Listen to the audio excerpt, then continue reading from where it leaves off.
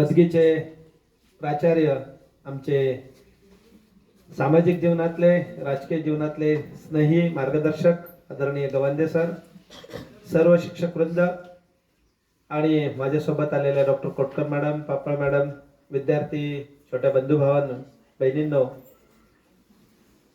आज या अकोल्यावरून आम्ही दरवर्षीप्रमाणे वार्षिक शालेय आरोग्य तपासणी करण्यासाठी या ठिकाणी आलेलो आहोत.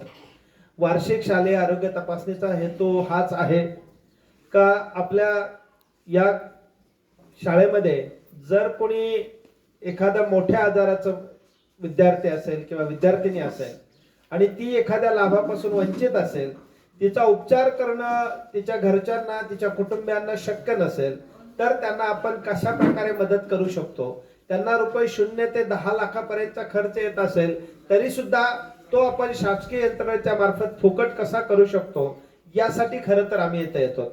आत्ताच गवांदे सरांनी सांगितलं का आपल्या शाळेमध्ये खरं तर जास्त संदर्भित विद्यार्थी नाही आहेत, परंतु चांगली गोष्ट आहे. गवांदे सर गेल्या वर्षामध्ये जवळपास अकोले तालुक्यामध्ये 118 हृदयाच्या शस्त्रक्रिया करण्याचा योग आम्हाला या निमित्ताने आला आणि त्यामध्ये आम्ही नक्की सांगतो का खरं योगदान आरोग्य विभागापेक्षा हे शिक्षण विभागाचं आहे. कारण शिक्षक विभागाच्या शिक्षकांनी आम्ही सांगितल्यानुसार त्या विद्यार्थ्यांशी, त्यांच्या पालकांशी वारंवार फॉलोअप देऊन त्यांना त्या ऑपरेशनच्या ठिकाणापर्यंत आणण्यासाठी आम्हाला मदत केली. आणि म्हणून अकोले तालुका जसा दुर्गम असून सुद्धा मी तुमच्या शाळेचं खरं तर कौतुक असं करेल का अत्यंत, मी सरांना आल्यावरून म्हटलं सर, अत्यंत विपरीत परिस्थितीमध्ये, अत्यंत प्रतिकूल वातावरणामध्ये, जिथे या सर्व केंद्रामध्ये म्हणजे शिक्षकांना इथे राहणं हे अवघड असताना सुद्धा, इथला विद्यार्थी वर्ग दिवसेंदिवस कमी होत असताना सुद्धा आपण या तालुक्यातल्या 2य क्रमांकाचं पारितोषिक मिळालं, त्यासाठी शिक्षकांसाठी टाळावं.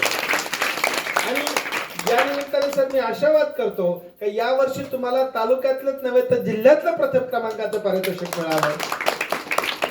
खरं तर जे शिक्षक वृंद तुमच्या भवितव्यासाठी, तुमच्या आरोग्यासाठी, तुमच्या पुढील कल्याणासाठी रात्रंदिवस मेहनत करत असतात, तुम्ही सुद्धा त्यांच्या प्रयत्नांना दाद देऊन तुमचं भविष्य सुखकर करावं आणि त्याच एक प्रयत्नातला भाग म्हणून आम्ही दरवर्षीप्रमाणे इथे तुमची आरोग्य तपासणी करण्यासाठी आलेलो आहोत.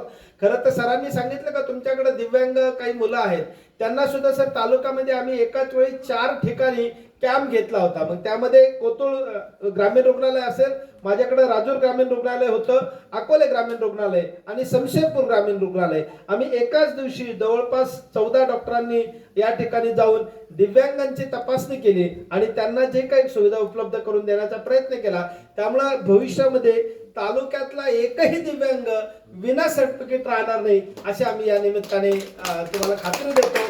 आणि कसा एक आमचा चांगला प्रयत्न आहे. म्हणून विद्यार्थी मित्रांनो, तुम्हाला सुद्धा जर एखादा आजार लपलेला असेल, समजा एखादा विद्यार्थी ज्याला चालता चालता दम लागतो, ज्याला चालता चालता म्हणजे आपण पळताना नाही पण बसून चक्कर येते, एखाद्याला चक्कर येते वारंवार, एखाद्याला दम्यासारखा मोठा आजारपणात खूप औषधं चालू आहेत, एखाद्याचं ऑपरेशन झालंय किंवा ऑपरेशन सांगितलंय, अशा सगळ्या प्रश्नांना उत्तरं काढण्यासाठी आम्ही या ठिकाणी आलो. खरं तर सर्दी, खोकला, छोट्या गोष्टींसाठी आम्ही नाही, इथं तुम्हाला ब्राह्मणवाडा जवळ PSC आहे किंवा कोतुळचं ग्रामीण रुग्णालय आहे, इथे प्रत्येक ठिकाणी उपकेंद्र आहेत.